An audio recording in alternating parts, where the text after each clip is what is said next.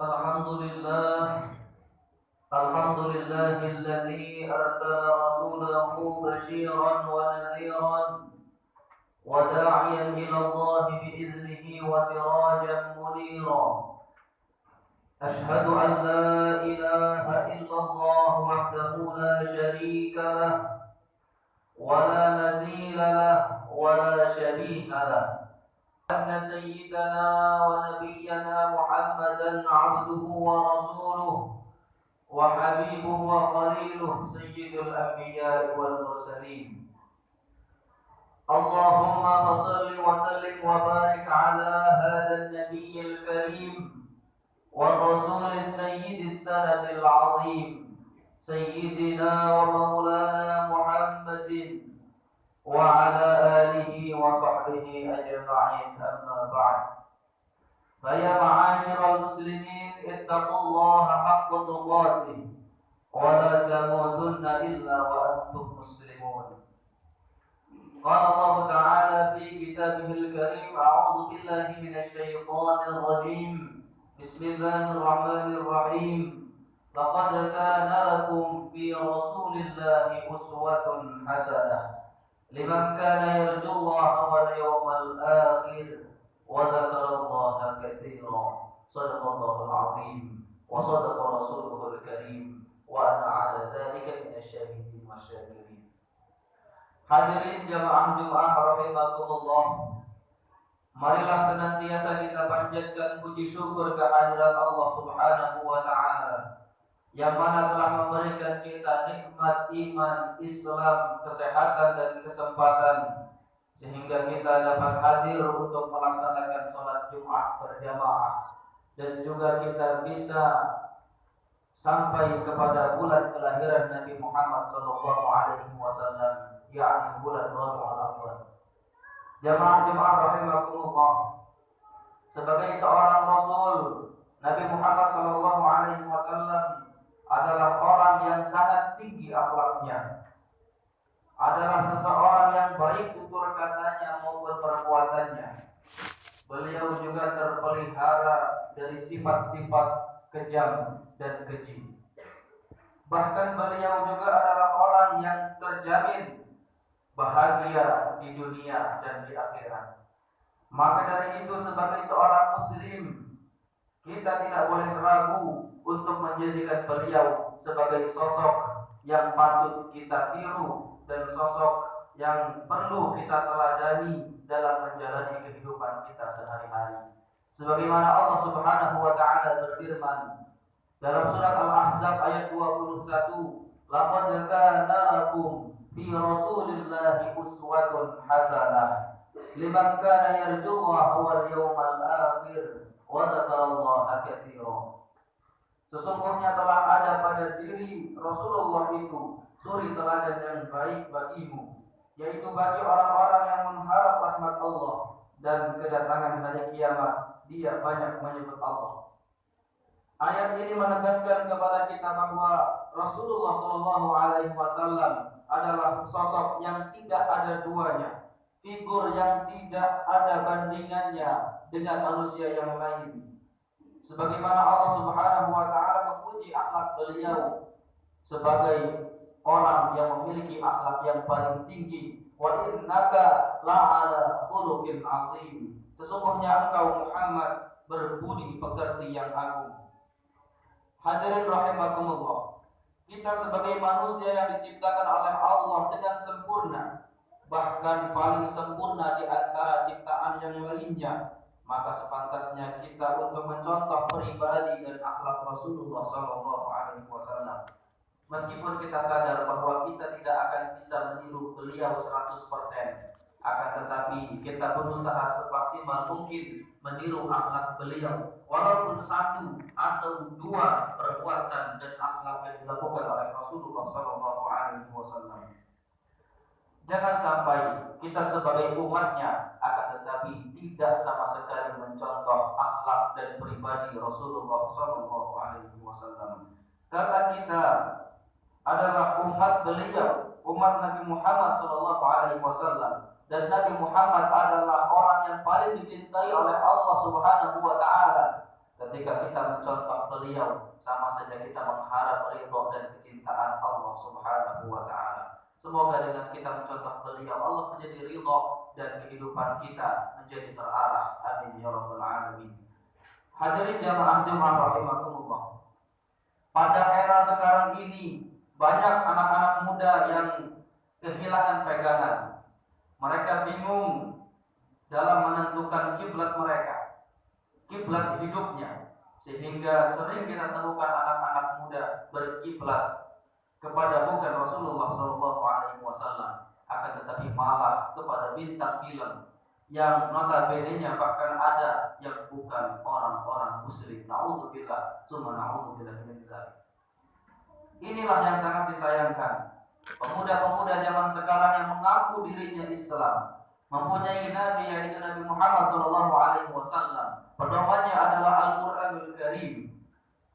Akan tetapi dia tidak menjadikan Rasulullah sebagai suri tauladan, tidak menjadikan Rasulullah sebagai sosok yang perlu ditiru dalam kehidupan di dunia, bahkan tidak menjadikan Al-Quran sebagai pegangan hidupnya, malah mencontoh perilaku dan akhlak para bintang film yang jauh dari akhlak yang baik. Maka di bulan Rabiul Awal ini, marilah kita kembali berpegang kepada agama yang dibawa oleh Nabi Muhammad SAW dan menjadikan beliau sebagai suri tauladan kita, sebagai sosok yang patut kita jadikan contoh dan sebagai tolak ukur dalam menjalani kehidupan kita sehari-hari. Hadirin jamaah Jumat rahimakumullah. Salah satu di antara ajaran Rasulullah SAW yang harus kita ikuti adalah membina kebahagiaan dunia maupun kebahagiaan akhirat. Karena itulah arti dari kehidupan yang sesungguhnya. Rasulullah SAW bersabda dalam sebuah hadisnya, "I'mal li dunyaka ka'annaka ta'ishu wa'mal li akhirataka ka'annaka tamutu ghada." Bekerjalah untuk urusan seakan-akan engkau akan hidup selamanya, dan bekerjalah untuk akhiratmu seakan-akan engkau akan mati esok hari. Dari hadis tersebut kita dapat mengambil hikmah dan pelajaran bahwa agama Islam adalah agama perjuangan, karena memang hidup adalah perjuangan. Akan tetapi sangat disayangkan, banyak sekali orang-orang yang bekerja siang malam, tetapi orientasinya hanya uang dan kebahagiaan dunia saja. Dan ia mengabaikan urusan ibadah dan akhiratnya kepada Allah Subhanahu wa taala. Akan tetapi kita temukan juga ada orang-orang yang hanya beribadah kepada Allah dan menggapai akhiratnya saja, tetapi meninggalkan dunianya sehingga tidak mau bekerja dan mencari nafkah. Hadirin jamaah rahimakumullah. Sebagai umat Rasulullah SAW, kita patut mencontoh beliau dengan menyeimbangkan antara keduanya, yakni bekerja untuk kebahagiaan dunia dan beribadah untuk kebahagiaan akhirat. Ketika menjalani pekerjaan di waktu kerja, maka optimalkan pekerjaan itu. Namun jika ada panggilan Allah, maka laksanakan ibadah dan fokuslah beribadah kepada Allah. Jangan pikirkan hal-hal yang bersifat duniawi ketika beribadah kepada Allah Subhanahu wa taala. Dalam Ta'limul Muta'alim disebutkan bahwa pekerjaan itu tidak hanya bersifat duniawi, akan tetapi tergantung dari niat masing-masing. Sebagaimana dalam Ta'limul Muta'alim, tidak sedikit perkara dunia menjadi perkara akhirat karena baik niatnya, dan tidak sedikit perkara akhirat menjadi perkara dunia karena buruk niatnya. Maka dari itu niat adalah fondasi utama dalam menentukan baik atau buruknya sebuah pekerjaan. Ketika kita mencari nafkah, maka niatkan untuk beribadah kepada Allah Subhanahu wa taala. Kita niatkan untuk memberi makan anak istri, dan kita niatkan agar mereka tidak kelaparan serta tenang dalam menjalani ibadah kepada Allah Subhanahu wa taala. Maka pekerjaan yang tadi dinilai ibadah.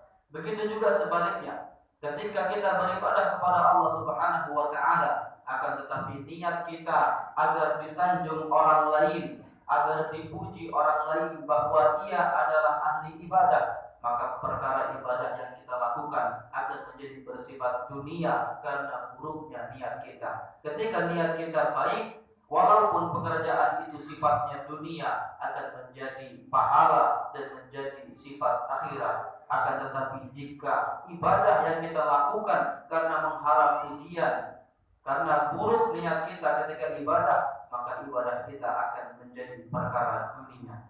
Hadirin jamaah-jamaah rahimakumullah. Asy-Syaikh Ibnu Athaillah As-Sakandari memberikan kita nasihat dalam hikamnya. Iradatuka tajri ma'a iqamatillahi iyyaka fil asbab min asy-syahwatil khafiyyah. Wa iradatuka al-asbab ma'a iqamatillahi iyyaka fit tajri inhitatun 'anil himmatil 'aliyyah. Keinginanmu untuk tidak bekerja sementara Allah masih menempatkanmu di dalam tempat makom yang harus bekerja merupakan syahwat yang halus, dan keinginanmu kepada hal-hal yang membuatmu ingin bekerja sementara Allah sudah menempatkanmu pada makom tidak usah bekerja merupakan penurunan dari cita-cita yang tinggi.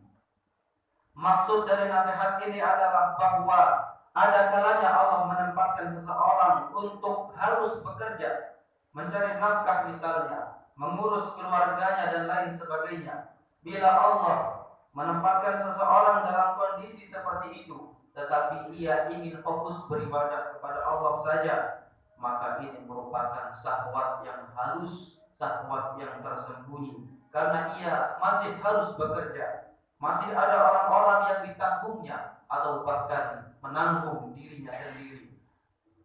Tetapi perlu diingat bahwa ketika bekerja jangan sampai melalaikan ibadah-ibadah yang telah disyariatkan oleh Allah Subhanahu wa taala lewat Nabi Muhammad sallallahu alaihi wasallam.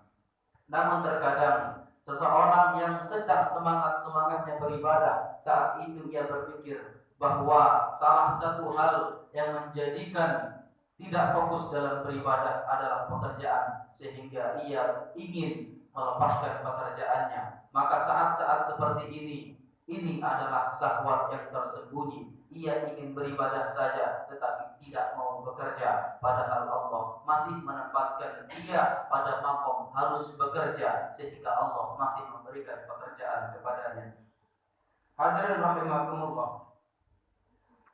Namun ketika Allah Subhanahu wa taala sudah menempatkan seseorang untuk tidak usah bekerja, maka gunakanlah waktu itu untuk lebih mendekat kepada Allah Subhanahu wa taala, karena pasti Allah sudah menjamin kebutuhannya baik lewat anak-anaknya ataupun lewat orang lain. Allah akan memudahkan kebutuhan hidupnya dari jalan yang tidak disangka-sangka agar jiwanya menjadi tenang dan kehidupannya tidak kekurangan. Jika di saat seperti ini ia masih ingin memikirkan hal-hal dunia, padahal Allah telah menjamin kebutuhannya, Allah ingin agar dia fokus beribadah saja, tidak usah memikirkan dunia, ia malah memikirkan dunia, maka dia termasuk ke dalam orang-orang yang turun cita-citanya untuk lebih dekat kepada Allah Subhanahu wa taala. Padahal Allah ingin agar ia lebih dekat kepada Allah, agar ia bertakarrub kepada Allah Subhanahu wa taala, karena kehidupan dunianya sudah ditanggung oleh Allah Subhanahu wa taala. Maka ketika saat seperti ini, fokuslah untuk beribadah kepada Allah Subhanahu wa taala tanpa memikirkan hal-hal yang bersifat duniawi. Hadirin jamaah-jamaah rahimakumullah. Maka dari itu marilah kita menyeimbangkan antara dunia kita dengan akhirat kita, karena itu merupakan ajaran Rasulullah SAW. Marilah kita ikuti akhlak beliau. Apa yang diperintahkan oleh Rasulullah SAW, perintah Rasul adalah perintah Allah. Barakallahu wa lakum.